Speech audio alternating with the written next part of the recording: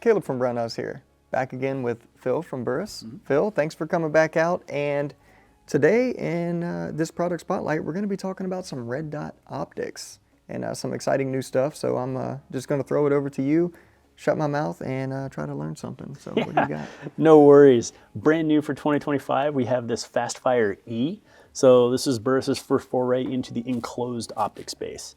So we've got one of the largest windows, especially in this price category, at $349 MAP. It's going to be a pretty solid player to be able to get into an enclosed optic for that kind of price, especially with the window size that it's got.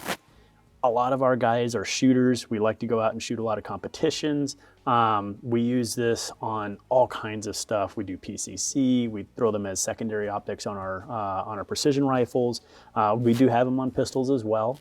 But yeah, overall, this is just going to be a very, very robust, rugged, durable, enclosed red dot sight. Fits on the Acro footprint, so pretty easy to work with there. Side-mounted CR2032 battery. 3 MOA dot, and there's actually 2 SKUs for this one. There's a red dot model and a green dot model. 50,000 hours of battery life out of that little CR2032 battery. That's the medium brightness setting, so it's still going to be well over a year, probably closer to 2 on the maximum brightness setting. Really, really cool optical system. Like I said, super clear, super bright window. The biggest thing that was important to us was reducing that signature of the window itself. So there are some dots where you got this tiny little glass window and this big beefy signature. I've seen them, and nobody wants to look through that. So we've done everything that we could to kind of cut back on that signature and make for a pleasant viewing experience, so you can really take in your scene and your target and acquire it fast and reliably. Yeah, and that's perfect too. I feel like 3 MOA is kind of the sweet spot for carry and for most competitions. Yep. So that's nice and easy to use. The dot itself is super crisp, and something else I appreciate for all the cavemen out there and cave women, you put the torque settings on there, so you don't have people going crazy even on the battery compartment.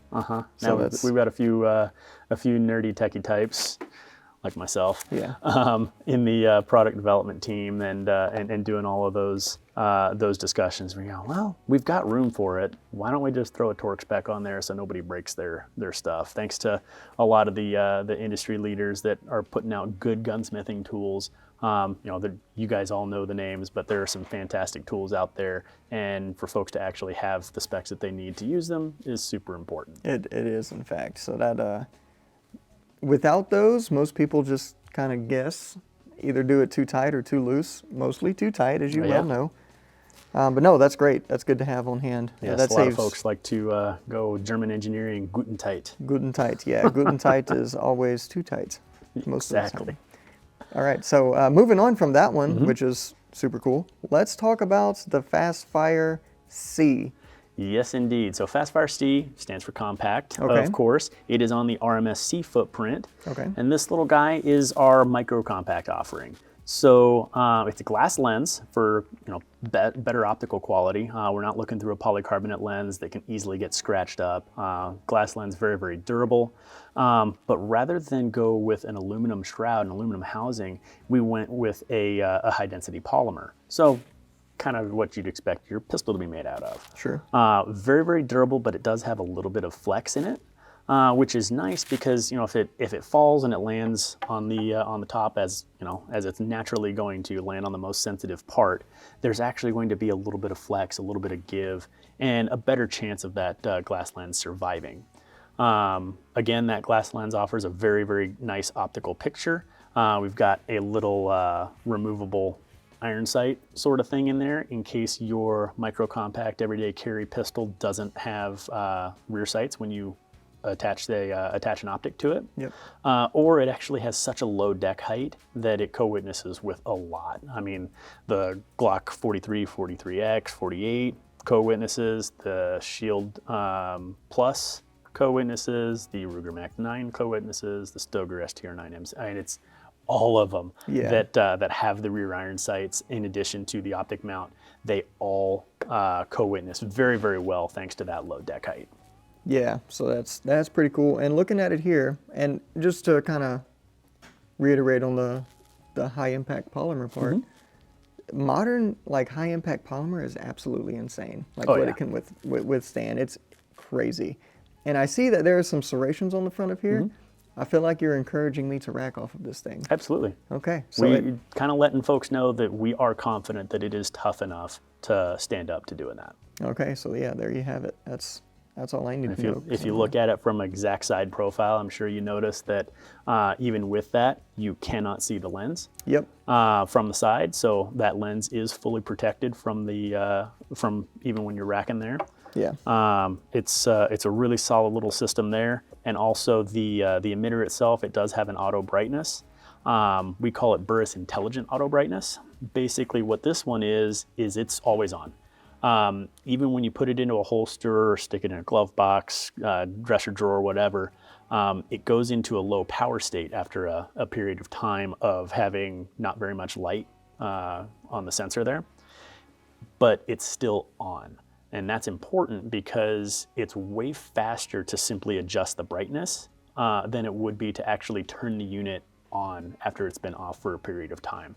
So, having to deal with the little electronics board on there, not having to deal with a boot time, really, really important for fast acquisition and a fast response time to that brightness. Additionally, you can kind of set it for your feel, whatever level of brightness that you like, and it'll stick with that in all conditions. It's a pretty nice little system. Yeah. And then I'm sure you notice that little white stripe on the back of it. That's your, just in case everything goes south, you've got a witness mark of some kind on there. Yeah, something there. Yeah, that's cool. So I was Super pushing. fast. Yeah, that's like easy, fast target, which is what you want on a defensive handgun optic, Exactly. obviously.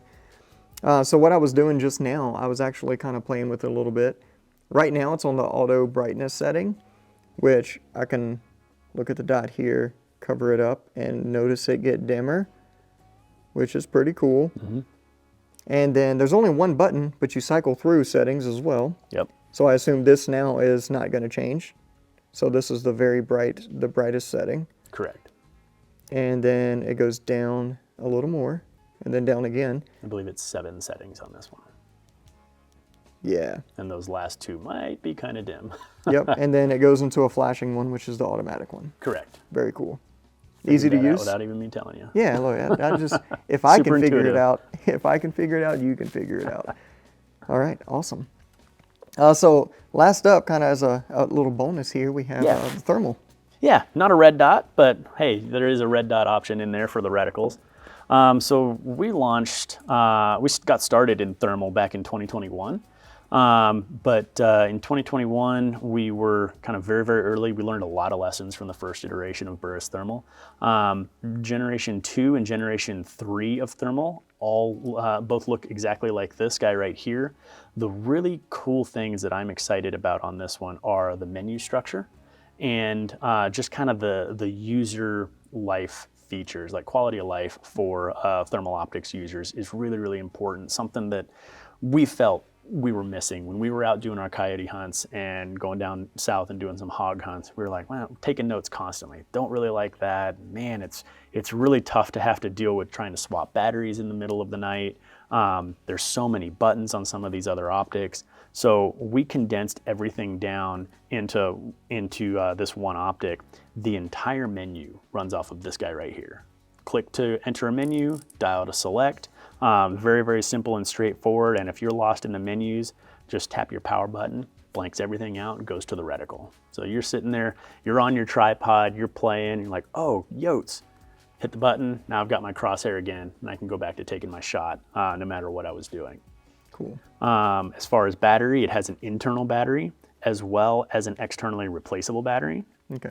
So this other one right here, you can replace that, and if you've got one in there, it runs off this battery first Oh, that's to cool. preserve the internal battery. It's almost like the, I don't know why this popped into my head because I'm a nerd, I guess, but like the drop tanks on your World War II planes, right? Yeah. It runs off of those fuel tanks first, and then Bingo. you switch to your internals. Bingo fuel, and then you Yeah, drop hey, your tanks. there you go. Nice. See what you did there. Yeah. And also runs off of USB-C as well. So you could be using a rail-mounted battery bank or something like that. And if you do, again, same thing, runs off of this first. What we ended up doing is we kind of built out one of our rigs with USB battery bank in the back, runs off of the 12 volt, and you got 4 guns in there, runs off of those while you're driving around. You get out of the truck, and now it's going to run off your external battery. And if for some weird reason you're out there long enough that you run out of your external battery, then it'll run off of your internal. But of course you can see, hey, my external is dead. I can go ahead and pop in a fresh one and keep it running. We have not run into battery life issues with these, thanks to the way that was all designed. But again, between the usability pieces, having the battery life there, having a solid mount there, we actually went and partnered with ADM for the mounts. So nice rock solid mounting system. This is actually able to adjust for a lot of different eye relief. So we can actually slide this forward or slide it back, flip it around. That way I can mount it on my AR or my bolt action rifles pretty quickly and easily. Very cool. So yeah, it's no secret here at Brownells we are big fans of ADM. So that's awesome to see. And yeah, so obvious things I appreciate about it is the menu, because I feel like oftentimes I'll pick up a thermal optic from whatever brand, and there's just buttons everywhere. Oh yeah, it's crazy. It's insane. So yeah, having that easy to use is awesome. Another thing here. You just rotate to open? Okay, yep. Yeah, there you go. I tightened it a little bit too much. Yeah, again, if I can figure it out, so can you. The battery, easily noticed that this is a 18650. Pretty easy to find. Pretty easy to find. Not only that, but a lot of your weapon lights now are actually using this because of their output capability and rechargeability. Exactly. So these are everywhere. This isn't some weird battery. All right, so that's non-proprietary is probably the biggest part. I can go into a vape shop and I can go to a flashlight, where I can buy a flashlight, and I can find that battery on the shelf somewhere. Yeah, so that's easy to work with there. External battery, just awesome. So and you can record with this as well? So like I'd mentioned before, it actually does work with the Burris Connect app. It'll be Wi-Fi instead of Bluetooth, but it will transmit the video to it. You can actually set the handheld or this one on a tripod, and you can run the entire scope with the app.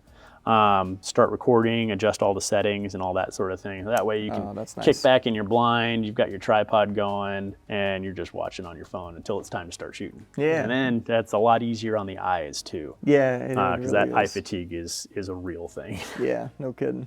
Well, awesome. That is very cool. So as far as thermals go, I think you sold me on my next one. Yeah, no worries. I should probably mention all of our standard thermals are 400 by 300 resolution, which is a little bit higher than your typical 384 by 288. And the rifle scope itself is also available in a 640 by 480 for $3,500. Okay. Yeah. Which map price $3,500 on a 640 is pretty solid. The 400 is $2,500. Okay. Yeah. For those resolutions, very fair price point. Exactly. So awesome. Well, Phil, I appreciate it. Thanks for coming out. Thanks for showing us all these products and giving us the rundown. Not a problem. Happy to do it. He talked about it way better than I could have, so it's better to have him here, right? All right. Hey, invite me out anytime. If you have any questions, comments, not just on these, but any of the products we've talked about from Burris, feel free to drop them down below. And as always, if you need help with anything for any reason ever, feel free to give us a call on the tech line. We'll be happy to help you out. Thanks for joining us. And Phil, thanks for coming out. Absolutely. We'll see you next time.